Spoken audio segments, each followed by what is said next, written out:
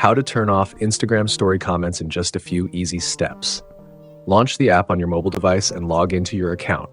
Tap your profile icon located at the bottom right corner of the screen.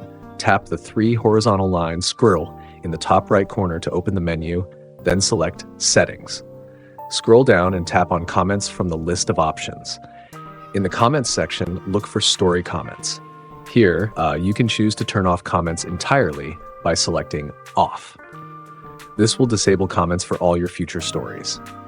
Once you select Off, comments will no longer be allowed on any of your Instagram stories moving forward. If you want to disable comments for a specific story instead, create your story, tap the three dots in the top right corner before sharing, and select Turn Off Commenting. This allows you to control comments on individual stories as needed. By following these steps, you can ensure a more private experience on Instagram. Thank you so much for watching this video. Subscribe.